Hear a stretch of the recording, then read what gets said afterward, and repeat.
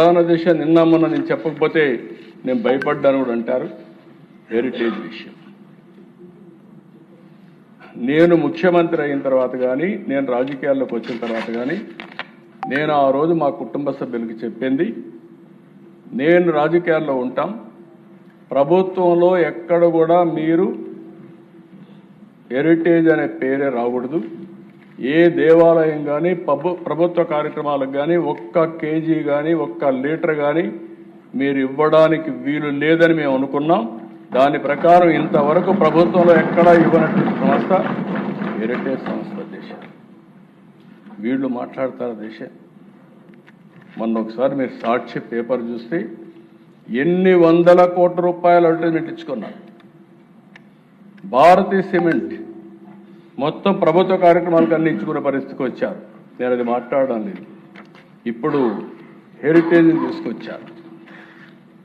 నేరస్తులు ఏ విధంగా దెబ్బతీయాలని ప్రయత్నం చేస్తారు అనేదానికి హెరిటేజ్ ఇదే డైరీ, ఇక్కడ జరిగింది గీ, ఏ విధంగా ముడిపెట్టచ్చునో ఆలోచించుకొని బొరజల్లే కార్యక్రమాన్ని శ్రీకారం చుట్టారు.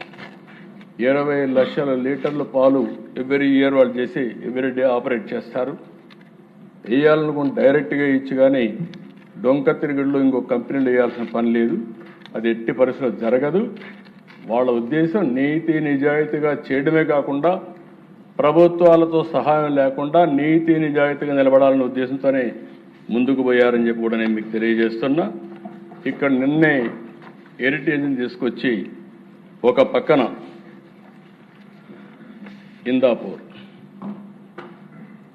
ఇందాపూర్ డైరీలో హెరిటేజ్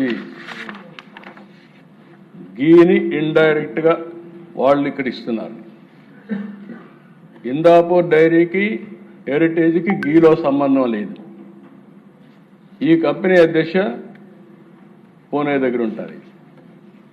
వాళ్ళు అవుట్ సోర్సింగ్, కో ప్యాకింగ్, కో మ్యానుఫ్యాక్చరింగ్ చేస్తారు.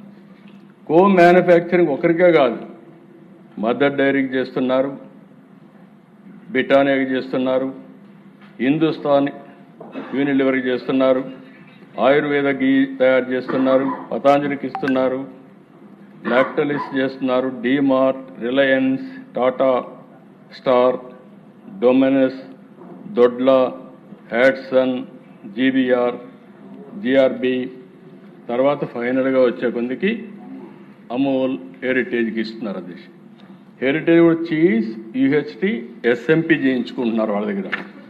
అది కూడా కో మ్యానుఫ్యాక్చరింగ్. అలాంటిది అన్ని దిక్కల్లో వీళ్ళు చేసుకుంటారు అధ్యక్ష.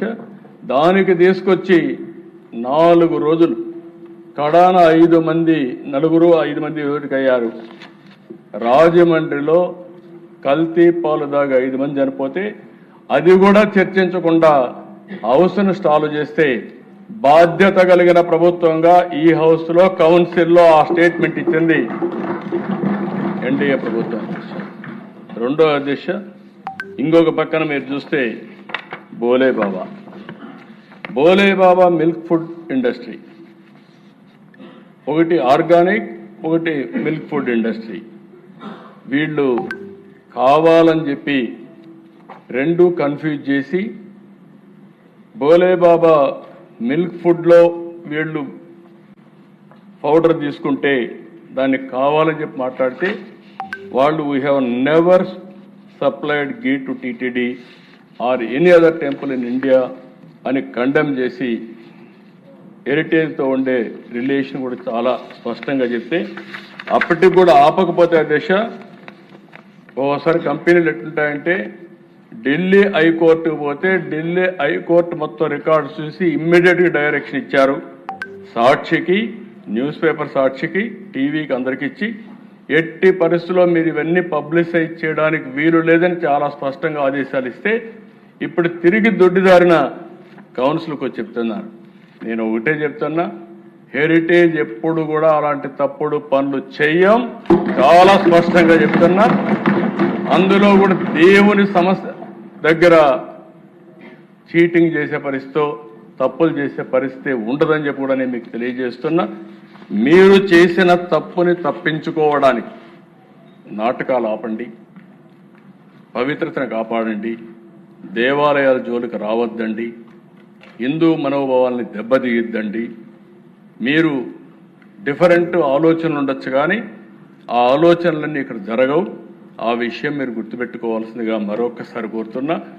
వాస్తవంగా అధ్యక్ష, నేను మొదటి రోజున మీరు చూసుంటారు, ఆ రోజు రిపోర్ట్ వచ్చినప్పుడు యాక్షన్ తీసుకోవాలనుకున్నాం.